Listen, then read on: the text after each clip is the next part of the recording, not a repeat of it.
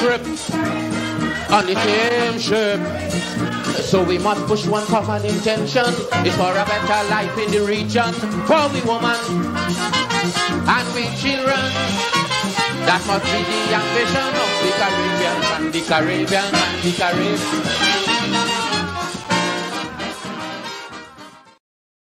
And a very good evening to you and welcome to Politics 101 on a Thursday evening, Politics 101. It's been quite a hectic week. We started the week,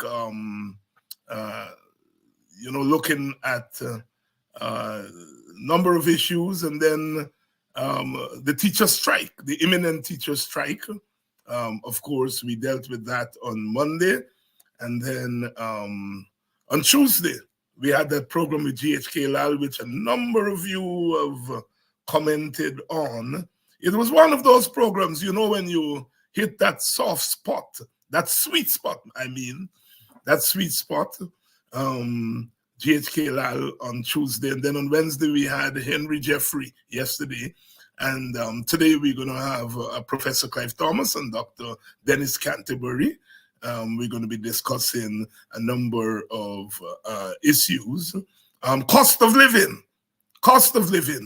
We are going to be discussing cost of living because that issue never goes away. It never goes away. And so we're going to be talking about that with Professor Clive Thomas and Dr. Dennis Canterbury. Welcome. Please share the link. And let everyone know that we are on a Thursday evening. Of course, tomorrow is Friday. We're going to have Dr. Vincent Adams and others on. Welcome to you, whether you're joining us from in Guyana or you're joining us from the wider Caribbean. Things are eating. Those of you in Barbados, you've now become, again, a two-party parliamentary democracy. Because Ralph Thorne, one of the members of parliament from the BLP, remember they have all the seats in parliament. Ralph Thorne, who was a DLP, but was recruited by Owen Otter to cross the floor, has now returned to the DLP, and he's a member of parliament. So his seat is now a DLP seat. So we now have both parties in parliament there in Barbados. Interesting politics. The last time, you remember, the Reverend left the BLP to become the opposition leader, but this was an independent. But Thorne, as you in Barbados know, he is doing so now as DLP. So they're back to the two-party parliamentary democracy, as they called it there in Barbados. A good night, a good evening to those of you who are joining us from Barbados. Those of you in Antigua and Barbuda, welcome to you. Of course, I'm on there in Antigua and Barbuda. I was on, I think, on Tuesday morning. We were discussing Gaza and Haiti. And what's happening in Guyana with the teacher strike. And it's good that the Caribbean media continue to keep abreast with what's happening. And it allows people like myself to take a little break from Guyanese politics and, deal with the Caribbean and so on.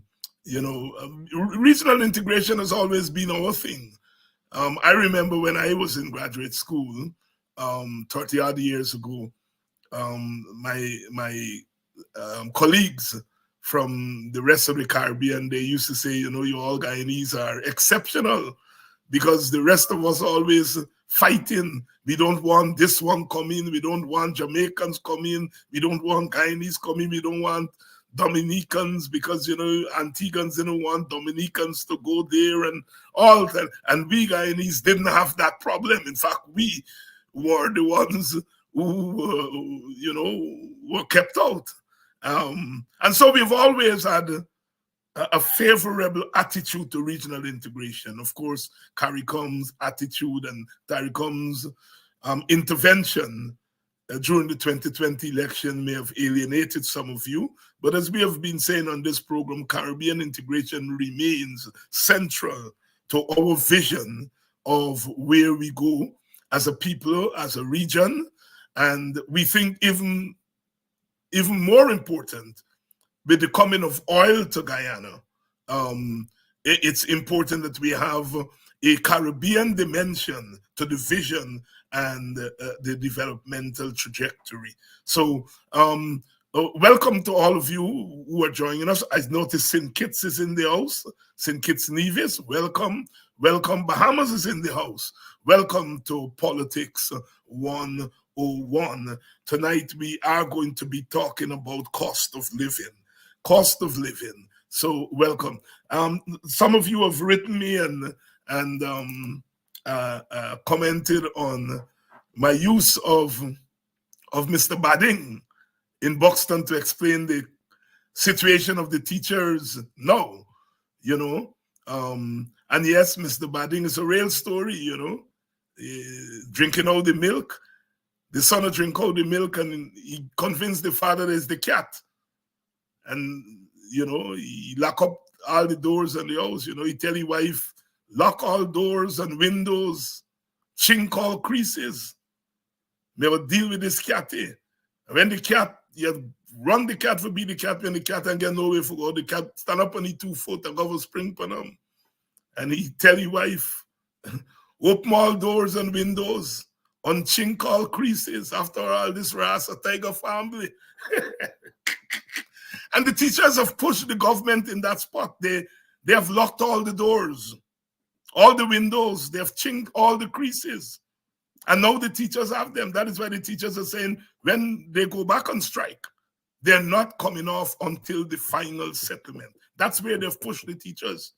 Because they've locked all doors, they've chinked all creases, locked all windows, and the teachers have nowhere to go than to go back on strike. Bading had more sense. Bading went to arbitration. He said, unchink all creases, unlock all doors and windows. After all, this a tiger family. He decided, no, I ain't dealing with this. I go into arbitration. I don't think this government is about to go to arbitration because in the first place, it was the arbitration that they were forced to go to in 1999 that led to the fallout.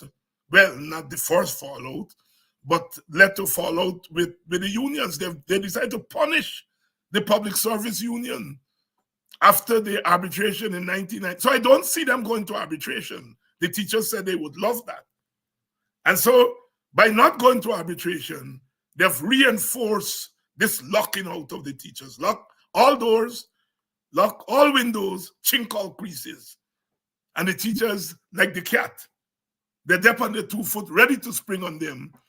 But they ain't get sense. Bading see them. Bading say, not me.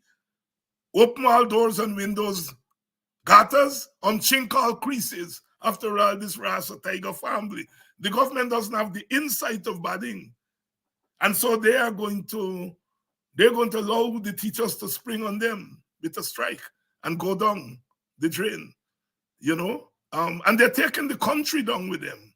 So I'm glad that you all recognize the analogy I was using. And I you know, it's folk analogy. The thing about growing up in the villages and the wards of the town, those communities, they have their own stories, their own narratives, their own folklore. And often those experiences, the folklore and so on, they give us insight into life in real serious ways. You know, as Quayana would say, you know, as scholars and artists, what we do is that we take the people's experiences, refine them in what we call research and so on, or poetry or drama, and we give them back to the people as political and social and cultural and economic nourishment. And so it's always good to keep an eye on what's happening among the people. Welcome to Politics 101. It's Thursday night. Of course, we see they're taking aim at the Buxton proposal, the cash transfer again. you know. And we like it when they do that because they're helping to make our point for us. We are into this new era. We are moving into the petrol state. And we are talking about everything except the people. You know, we're talking about infrastructure. We're talking about all the other things that we should do with the oil money. And we do not say that those things are wrong. We have to have infrastructural development. There's absolutely nothing wrong with that. But we are saying we also need to have development of people. We come out of that political and economic tradition.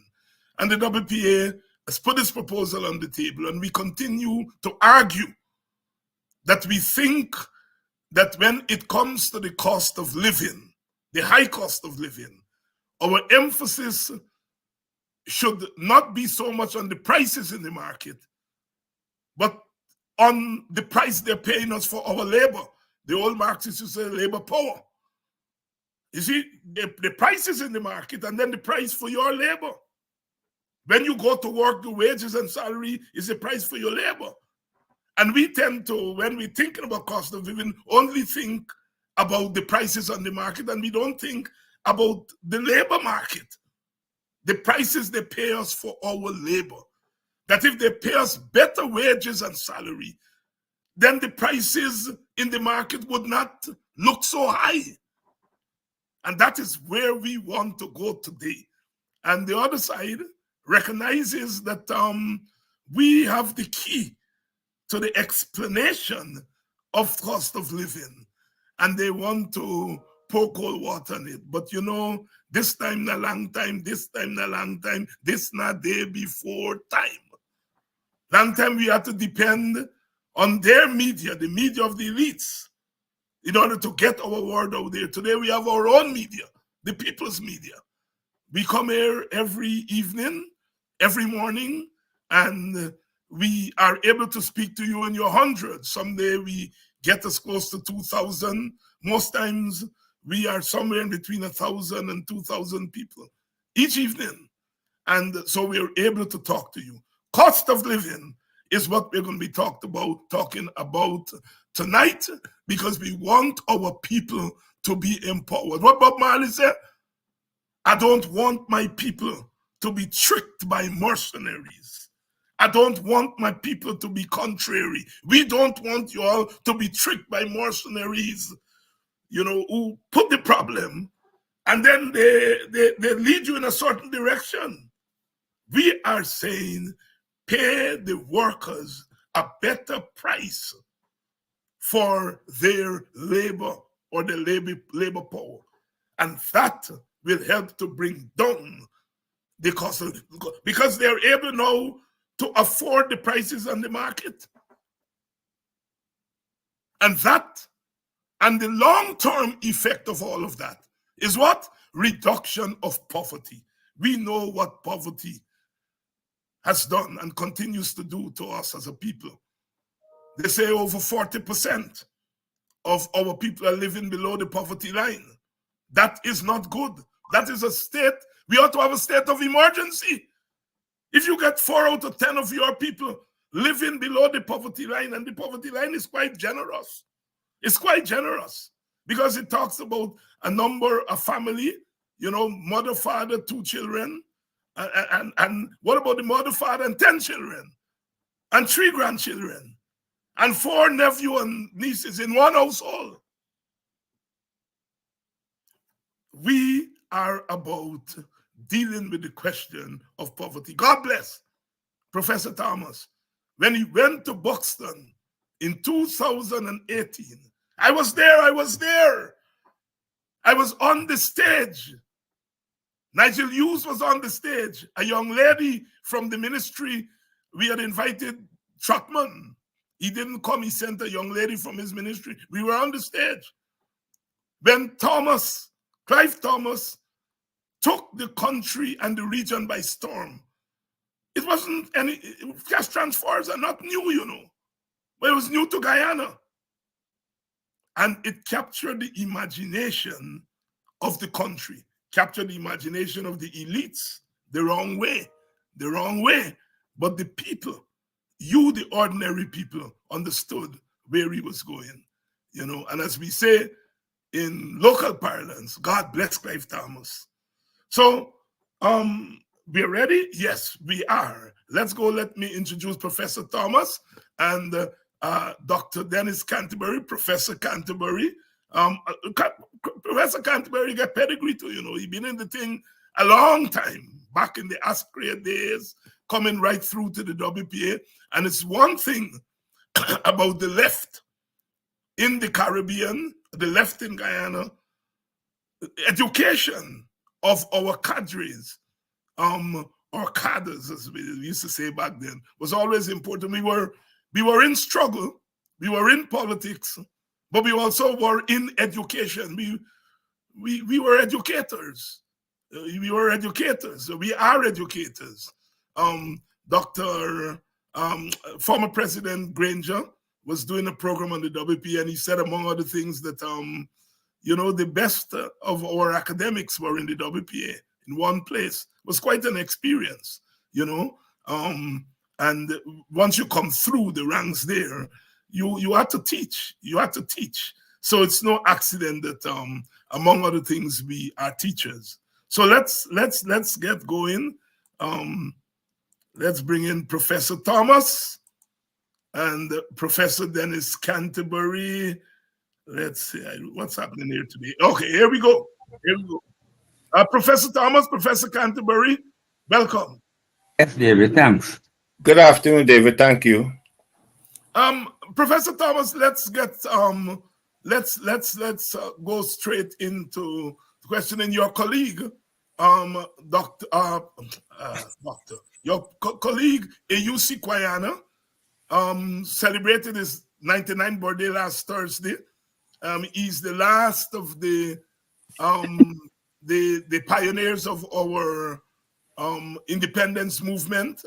Of course, the last phase of our independence movement. He's the only one standing. All the others have passed on.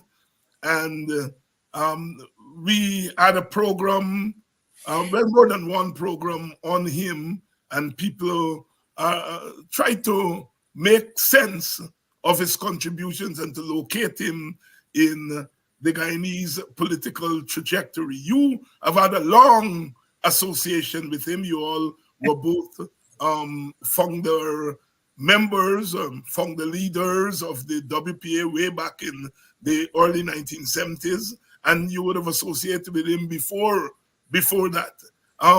Where and how do you locate Quayana in Guyanese modern politics and society? Well, in fact, I should make it clear that AUC and myself are family also. There you go. And in fact, the family page, which we run every day, I asked one of my siblings to get a message sent over on behalf of the family for the recognition of his birthday. And so the contributions are both personal, social, familial, and also political and the wider society. He's clearly an icon. I think it's impossible to write the modern history of Guyana without placing him at the very top of the pedestal in terms of contributions to every dimension of our social life and political life in Guyana.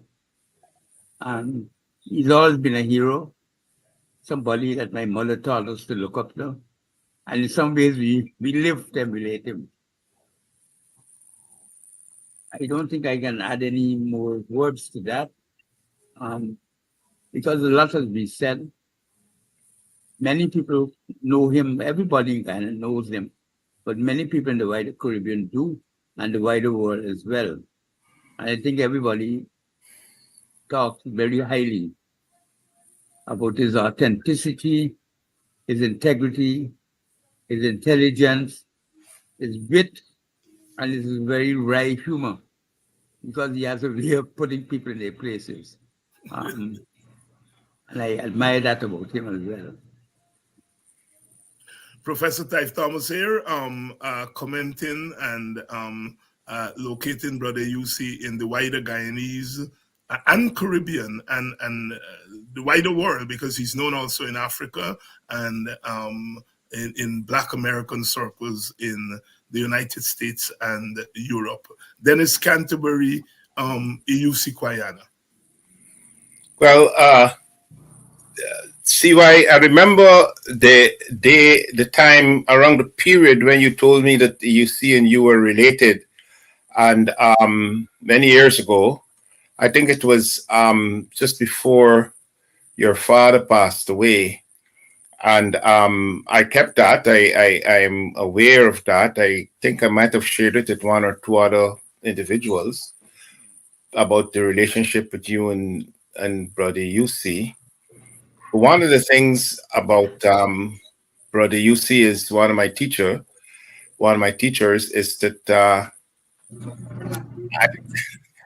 talking about his humor, but I don't know if this is also humor as well as his teaching method. I remember we were doing economics. He was teaching me economics, and so he wrote some things on the board, and I was sitting right there in front bench.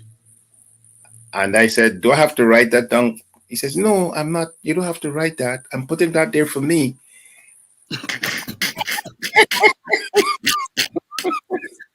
And I believed him. when I look back, I saw everybody writing, and and by then it was everybody was finished, and so he waited until I was finished before he raised the board and continued writing. I put it that there for me, not for you. So, but one of the things I could say about Brother UC is that there was a statement that he used, and I know where we got the statement from. All of us here, the three of us, we know where the statement comes from. Every cook can govern. And he really, really believed that every cook can govern. And what I mean by that is that he took anybody and turned them into somebody, meaning that via education, regardless of whether you were the sick, the lame, or the lazy, as the men would say, he took you and he nurtured you, and then when he was finished with you, you can become a public speaker, you get familiar with social and political issues, and you could comment and speak and analyze. So I think that as I listened to some of the conversation about the UC at 99, I think that part of his genius was sort of not fully mentioned, and this is why I choose to mention it today, about the fact that every cook can govern, and you genuinely believe that. You don't have to go to the best schools. You don't have to born with money in your pocket. You don't have to be born with a silver spoon in your mouth. But you can be trained.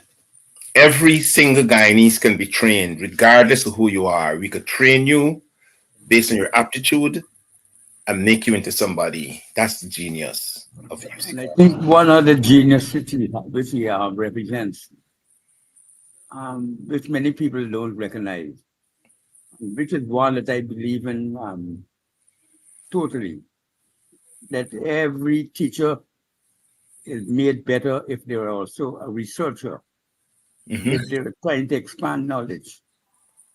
You teach better, you know more, and you teach your students something that is inseparable in real life. That is having knowledge and creating knowledge. I think he is an excellent exponent of that. So I never felt embarrassed at taking time off. Many struggles to do my research work. And I felt that if he would understand that I would be all the better teacher the more I researched, as he himself kept looking and searching for different ways to explain his life and lessons of history unfolding in Guyana. Teach and research. Teach and research. Fundamental combination. Yeah. Can't do one without the other very well. And I can vouch for that too, CY, because I remember the days when he would bring the estimates, the Ghana estimates, and this ties into the notion of taking anyone and make them understand things. We were just teenagers, and he would bring the estimates, know nothing about estimates. You mean the budget estimates? Yes. Yeah. And then you would get a column. Each one of us had a column. So if you're looking at this is time series data, and you calculate percentage change, and you compare the agriculture column to the expenditure on military, and then you saw what he did.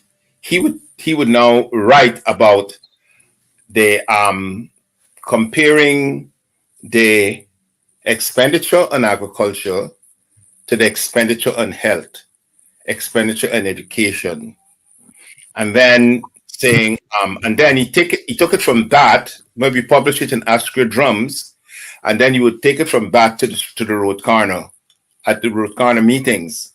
And I remember him saying, the rich man is drinking milk and honey, but they're giving bullets, they're buying bullets to shoot. So you can make these kind of comparisons. It's real concrete experiences in terms of doing the research. I see why I'm saying, and then teaching how to use it in writing and in political speech. I love that experience. I don't think I could have gotten a better experience than that. Yeah. Professor Dennis Canterbury and Professor Thomas here, and I continue to use it, and I got it from CY too, because he did the same thing. Yeah, Generational pass on. Right? He did the same thing.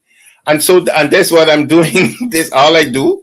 Right. Do columns, and make a comparisons and make statements. That's it. Yes. And this dimension of his praxis is so important. The integration of education.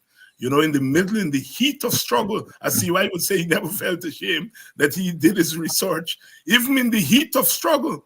And I remember we all got into UG in the 80s, and Nigel Westmus, myself, and Wazir, and so on. And we felt we were wasting time because we were taking time away from our activism, and went to the executive to ask that we leave UG. And of course, they dismissed it. When I was going home with Kwayana that night, because we were at executive meeting in Georgetown, and we were going home to Buxton, he turned to me and said, you are not leaving UG. And the way in which he said it, you're not leaving UG. You are staying right there. There was the conversation about UG ended there. There was something about the tone, right?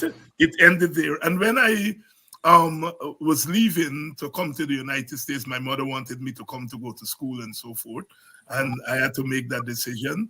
He accompanied me and my brother George to the airport, and he said, do not come back to this country without a degree.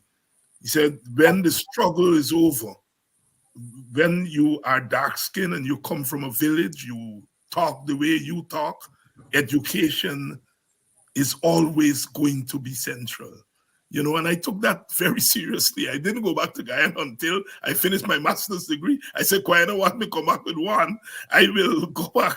When I go back, I will go back with two. So he had education, as CY said, it was not separate from the struggle. The whole education and research was part of the struggle. That's one of the things that I learned from him and from others like CY, and when Walter was around and so on, is that the whole process, this educating and teaching, they are part of the struggle. They're not separate from the struggle. And I think that is what both Dennis and CY Thomas are trying to say to us here today, that teaching, researching, education, they're all part of the struggle. They're not separate from the struggle. Give thanks to AUC Kwayana and those of us who he is influenced that we continue that tradition. See why? One other story before you move on about Ohini and Koyana. We were distributing our stuff along Regent Street. You're talking about Ohini Kwamo. Ohini Kwamo, and we were who was a WPA stalwart and was murdered in 1978, 78, I think it was. 79. 79. Yes. So we were distributing our literature on Regent Street in front of by Gimpex. So we were coming down, and Ohini stopped, dropped back, and he lit a cigarette. So you see and I are walking and we talking, and then he turned around, Ohini, and Ohini was taking up. Ohini, I didn't know you were that sick. And Ohini threw a cigarette in the gutter in front of the fence. Yes, Guyana. In the gutter. And I said, no, I wanted to laugh, but I couldn't laugh. I'm keeping my laugh in, right? But when we took Guyana to the East Coast Car Park, and Ohini and I by ourselves now, that was a good laugh, right? So, man, you threw me your cigarette, right? Yes. Dr. Thomas, I have work for you today. Cost of living, cost of living, cost of living. Everywhere you turn, people are complaining about the cost of living, cost of living, cost of living. It's real. And people are getting down to asking some real questions. What are the causes of the high cost of living in Guyana? What is the Guyana characterization of high cost of living? We are now learning, because we are part of the larger world now and the media and so on, that this high cost of living is global. It's all over the world. Yeah. But people want to know, what are the particularities about Guyana that contributes to high cost of living in Guyana, and how do we mitigate this high cost of living? That's my job for you today. And before we go into that, people have to know what is meant by high cost of living. Yes, that is always part of it. Define it for us. So, over to you. I think a good way to see it, and maybe the best and most direct and effective political way, is that the higher the cost of living is, the lower the purchasing power of people. It's the reverse. Rising prices means lower incomes in real terms, because they can buy less. So when people complain about the cost of living, they're really complaining about their ability to maintain the levels of income that they are expected to be able to maintain in order to live, as you put it, Mr. Granger had said, the good life. Yes. So rising prices is falling purchasing power. So that's the fundamental basis of the growth that people have about it. The second thing to note is that you mentioned that it's happening all over the world. And all over the world, what is also happening is that people fail to understand what I just said, to recognize that by saying that the prices are rising, what in fact we are indicting is the falling incomes, real incomes of people, or the purchasing power of whatever income people are receiving. That's what is being indicted, the fall in real income, because you can get less goods and services from your money. And that is what also causes the universal confusion. Because, for example, I was listening to the television this morning, and most people feel from the news that are being reported, and they're reporting this news because the American cost of living, the rate of increase of consumer prices, rose by 3.5% in today's survey. The regular surveys that they report, the last report was today, and rose by 3.5%, when the expectation is that it will be going downwards because it was 3.2 or 3% at the previous announcement. And the expectation is that the cost of living will be going down, not up. And many people, they discuss this with using the opportunity, all felt that the cause of this cost of living was poor management by Biden, the President of the United States. Not a single person interviewed in that program, these are random people, MSNBC, recognized that the cost of living increase in that year, or for the period that we're talking about, was less than any that occurred during Trump's period. And they all said Trump was a far better manager of the cost of living than Biden was. Because he had, of course, had to manage the economy during the period of the crisis, the COVID crisis and all that, when increases in prices of 6 and 7 and 8 and 9% were typical of those periods.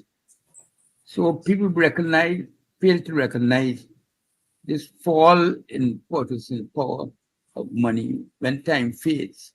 As time progresses, you tend to remember only things from the point of view of the rising cost of living that might be significant to you because of how you spend or operate. And most of them, when asked to pick a reason why, would pick either the rise in the price of oil or the rise in the price of housing. As it turns out, the rise in the price of oil has fallen actually over this period, not rising, but the prices of housing or shelter, they call it, have gone up because there's not been much building there. Housing stock. So that has been inflation. So what I'm trying to say is that it's easy to get confused over the phenomenon. And the way to keep your bearings in it is to recognize that higher prices means less purchases. And Higher, also, yes. yeah, Sorry, and let's inflation. And the second thing to recognize always that inflation is not high prices. Inflation is a higher rate of price increase, as distinct from just a high price. If the rate of prices have been increasing by 3.5% in the last survey, but that rate is lower than what it was during the COVID period, as you know, remember. Mm-hmm.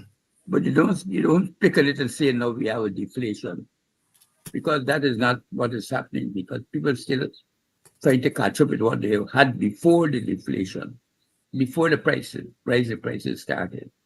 So they're looking back and seeing that they're not really entering a period where prices are absolutely falling. So they could talk about a deflation, which would be a reduction in prices as distinct from just the change in rate. That is the confusion that we have with it. So it's always very difficult to explain to lay people what is it that we talk about and what we mean when we talk about a high cost of living and high inflation. Because we have to go by the statistics that are collected, by the definition that are scientifically established.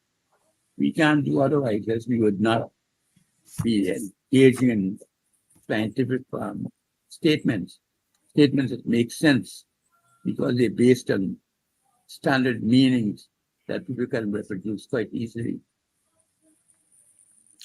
Professor Clive Thomas here, and I want to give a shout out to the folks in Linden. I want to give a shout out to the folks in Brooklyn. I have a good friend, Timika. Timika, I saw recently, she visited where I am in Arizona, and she works as a dietitian. She runs the dietitian department at a big hospital in New York. And she's a good friend, and she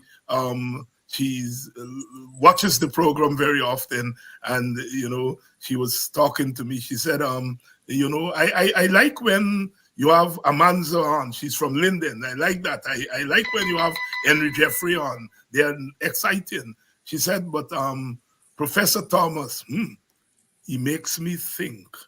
He makes me think. But you know what? I understand what is inflation, and I understand what is rate of growth from the actual growth in price. Tamika, if you're listening, Professor Thomas is on. And as you say, he makes me think. He makes me think. It's remarkable what our people can understand once the conditions are created. And we here on this program, we in the WPA, we do not believe in dumbing down things for people. Oh no, not at all. Not at all. We think our people, because of their experiences, have the capacity to understand. Because what we're talking about, what Clive Thomas has been talking about here today, is what people are experiencing. He's just giving it a certain kind of polish, if you will. What Quine calls taking the people's experience, refining and giving back to them. But you all understand. You all know I always talk the story of my own village when I was growing up in the WPA. Used to come there in the 70s. And you see the farmers coming out from the back dam early. 3 o'clock they're home. Normally farmers don't come home till 6, 7 o'clock. When, nightfall. But when Clive Thomas is speaking, they come out from the back dam 3 o'clock, they're home 4 o'clock, they're the line top.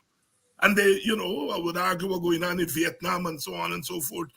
And they would come out when Rodney and others were speaking. They would come out too.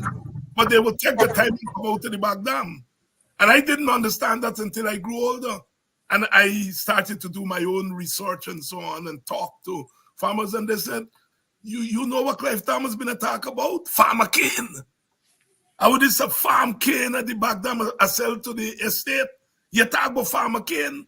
You talk about cassava and planting. And that's what I would just do there. So when Thomas talk, I would just understand. You all young people may not quite understand. You all may think he's talking no figures and so on, but we understood.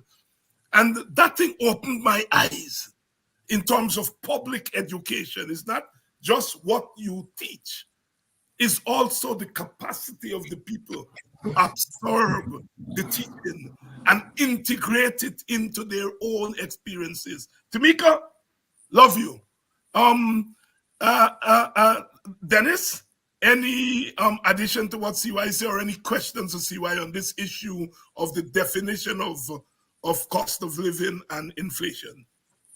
I think that CY is right on point.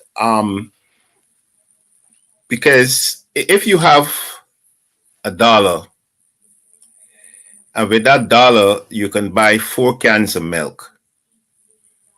It means that with $1,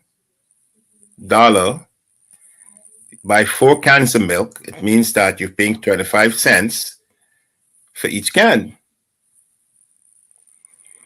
This is this year. If next year, this is a 2024. If 2025, with the same $1, you can buy 2 cans of milk. It means price went up. You could only buy less. It means now it's 50 cents a can rather than 25 cents a can. So price went up by 100%. So what Clive is saying is that if you go now into 2026, 27, 28, and you look at the trend, you can see if the trend is continuing upwards, meaning that the price of milk is going up, or if it remains static, even though it might be at 50 cents, a little higher, right? So it means then that when you look at the rate of change, which is a different kind of the rate of change versus what is the specific change is 2 different things.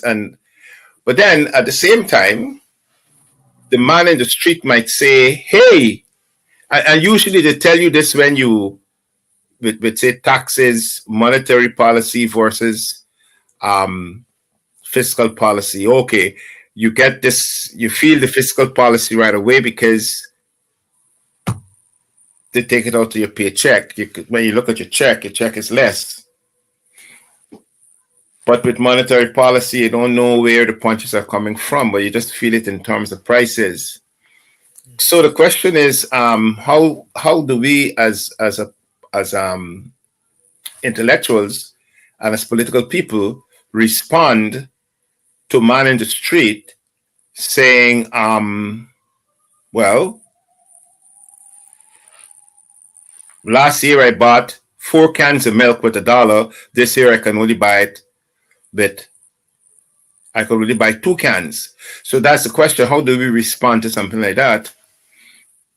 And Professor Thomas, of course, is responding by saying, really what you're talking about is not so much the change in the prices, but it's that your wages, while the prices have risen, your wages have not risen.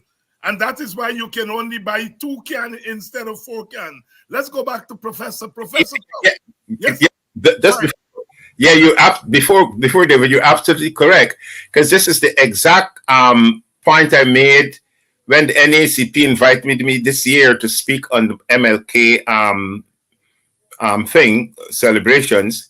I made the exact point, because then when I look at the numbers from in America, you see that inflation, the prices went up, but at a higher rate than wages. As if your wages not catching up to prices, then you have that experience. There we go. And we want that to sink in. We want that to sink in here. We want to change the narrative, because we're talking about that price of pumpkin. I love pumpkin. When I'm in Guyana, I overload on pumpkin and okra and corral, because them is thing I like bad. And when I go and I see the price of a slice of pumpkin, oh Jesus Christ, pumpkin expensive, but it's not. It's not the price of the pumpkin that is the problem. Is that my money not keeping up with the price of pumpkin? So you all already there. It's about wages not keeping up with the prices. That's where the problem is. So when we hammer in the government, we don't hammer them on the prices. We hammer them on wages. That's why we must support the teachers call for better wages, and support the public servants call for better wages. Wages. Clinton advisor used to say is the economy is stupid. If we can borrow, it's wages stupid. Wages and salaries. That's where it is. Professor Thomas. I think that all that is important, David, because of where we're starting from. Yes. Because when you compare to the global movement in prices, we are not doing badly. And the reason for that is that we have oil, which is the single most important commodity in terms of inflation globally. And we also produce food, and food items have been the single well, not completely. Some services are important, but food items have been a major contributor to rising prices. So we are to some extent participating in a global process in which people in Ghana who produce food, like the farmers, which we don't think about, are getting increased income because the prices are rising. So you have to recognize that. And it means that we as a producer of oil are also benefiting, because the rise in the price of oil, which is the single fastest commodity price that is rising worldwide, are benefiting from that. You see what I'm trying to say? Yes. Which increases our capacity, because the global redistribution of income is favoring us. Yes. So from the point of view of our sort of global macroeconomic strategic going forward, we are benefiting from the two areas of inflation. Because we are a food producer and food prices are rising so quickly, and B, we are beneficiary from commodity prices like gasoline going up because we are not a producer. So Dennis, before you come in, I want to get CY to nail this down before you come in. At a recent meeting, Dennis, where all of us were, CY made an observation, and you know some things stay with you. He made an observation. You know, I think I was pointing out that, you know, sapodilla is a thing gone up in the market and the prices. And CY said, why should we want to deny? Ask, why should we want to deny the person who's selling sapodilla for living, who's selling banana for living? Why should we want to deny them higher wages? Because that's where they get their wages from selling. And so we are talking about, we want the prices to come down, and not thinking that what we're really saying is we want depress the work better class. That's right. And that thing clear up a lot of the confusion in my mind in this thing about prices and so on. That it's wages. See why? Elaborate on that observation that you made in that meeting that has stayed with me. It's really in my head. Of course, you were arguing, and I think rightly, because it looks like a paradox. Here we selling food at prices in which sapodillas, that's what sapodillas you talk about? Yes, sapodilla more expensive than ice apple coming from overseas. Apple come from overseas. Yes. So we can't just simply compare the two prices. We have to say who's benefiting from the rise in the price of sapodillas. Our farmers. So we can't begrudge them. So that's an outcome that we should welcome. You heard it here on Politics 101. We're talking about cost of living, high prices. Unless you're thinking of the economy is only from your private point of view. There you go. And then you say, let the farmers suffer. And you want either to go up. Yes. There you go. There you go. In the changing world, the farmers will need to get more income to live a better life. Get a real doctor rather than make a doctor home or something like that. Yes. And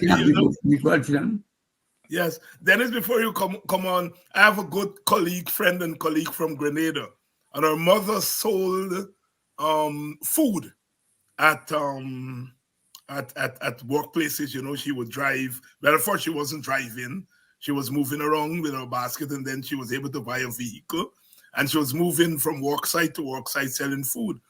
And her nickname was High Prices. So I called my friend after CY mentioned this thing.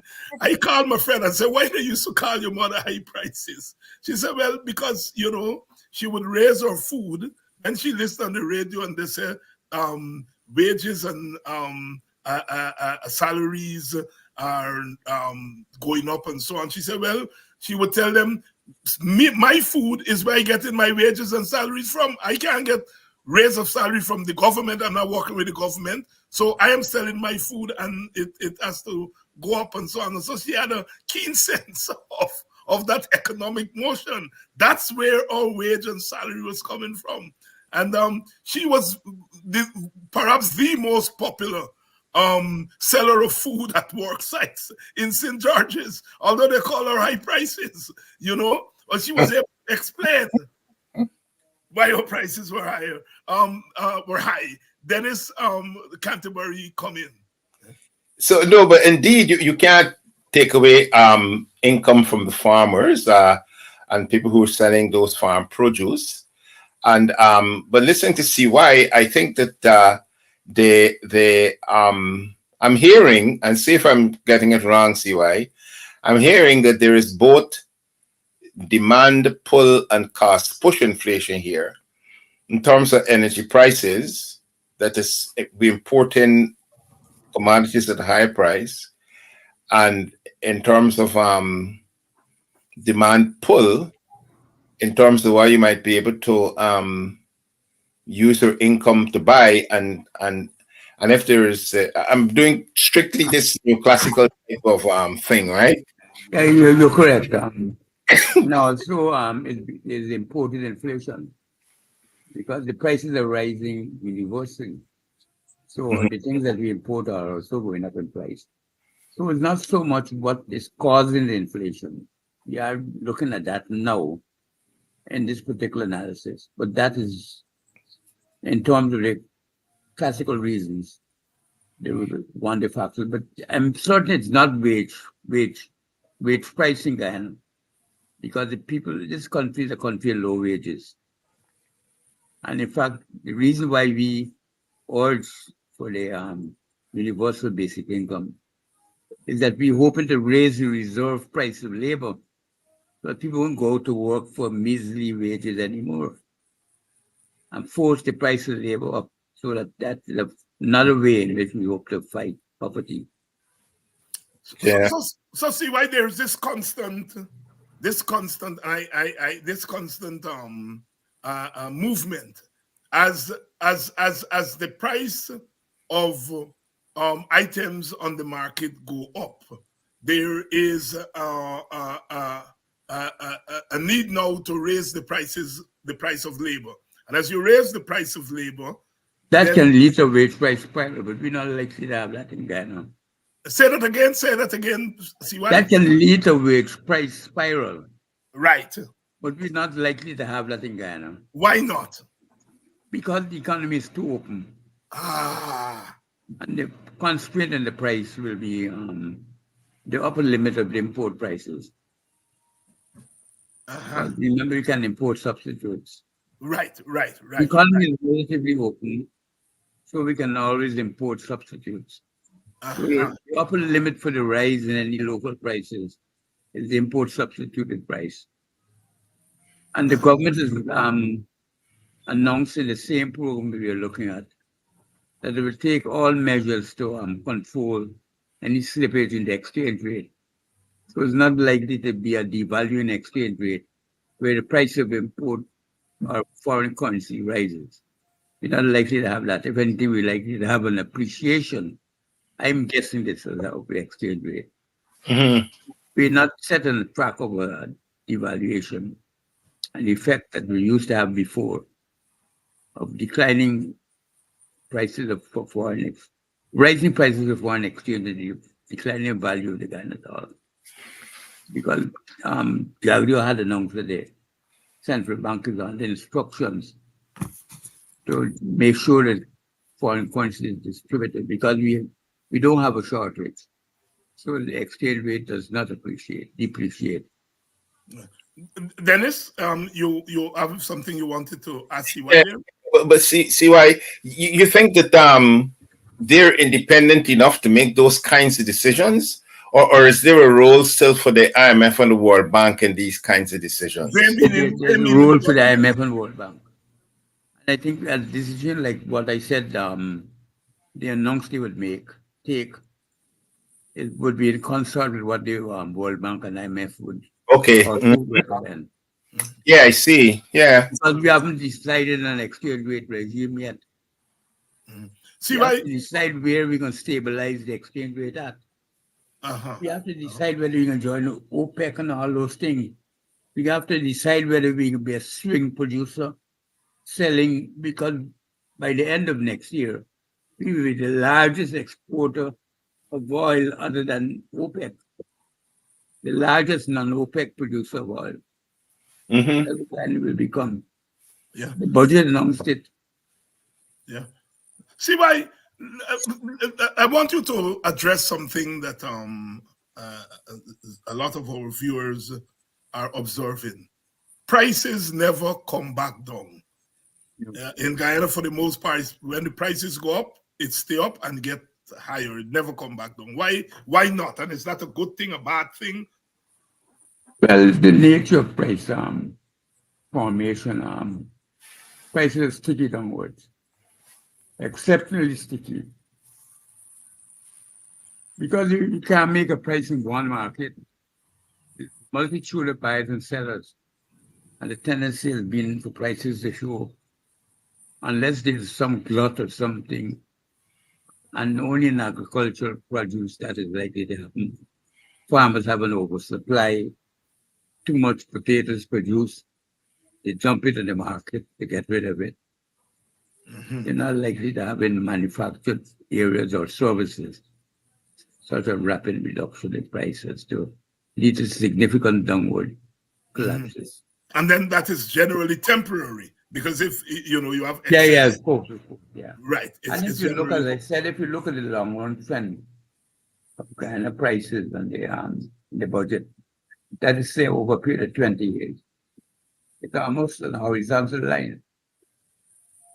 It fluctuates between, well, the highest level will be over the last 20 years, 7.2%.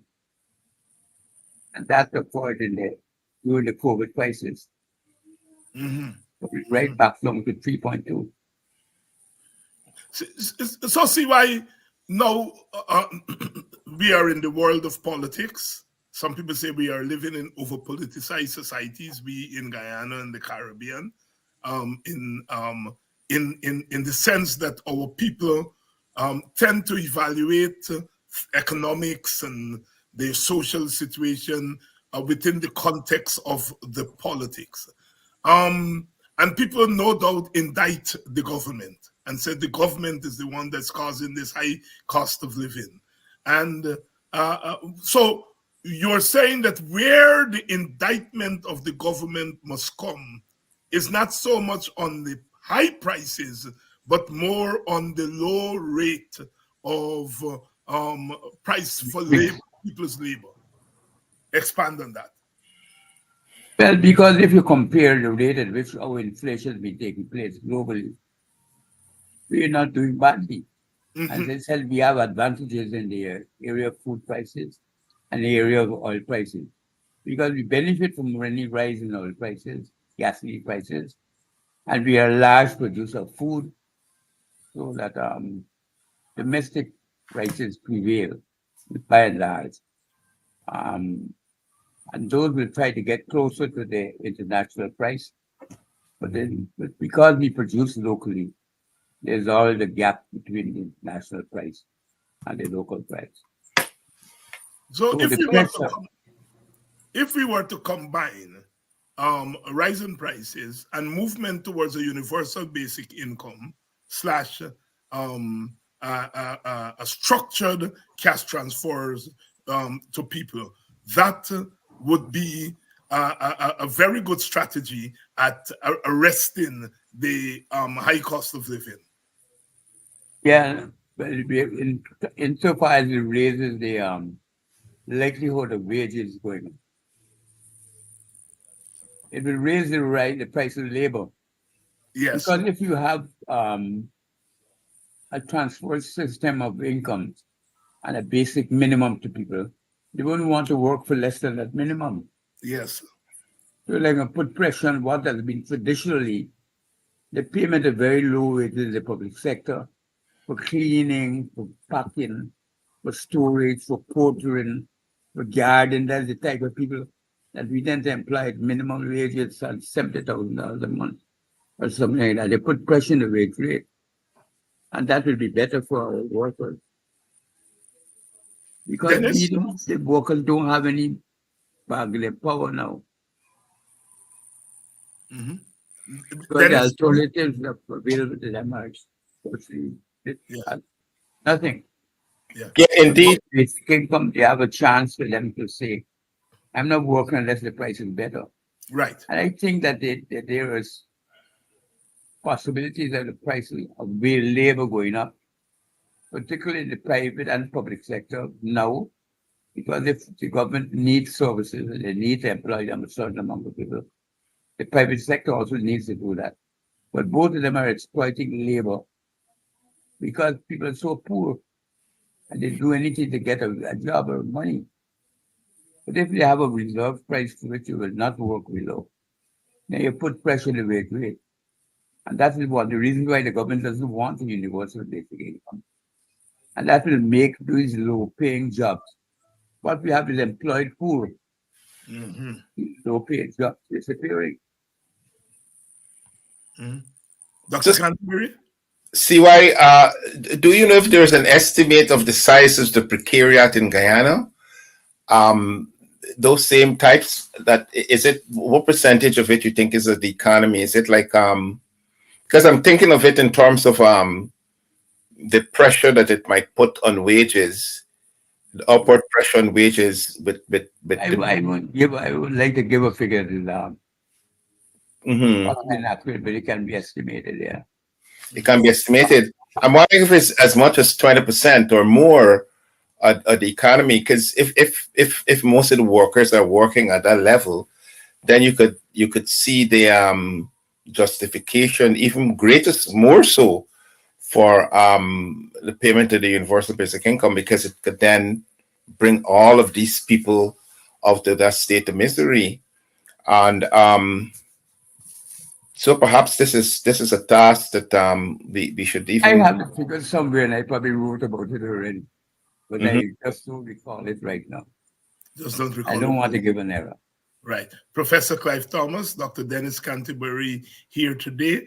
We were discussing cost of living, helping us to understand the cost of living and to put it in context.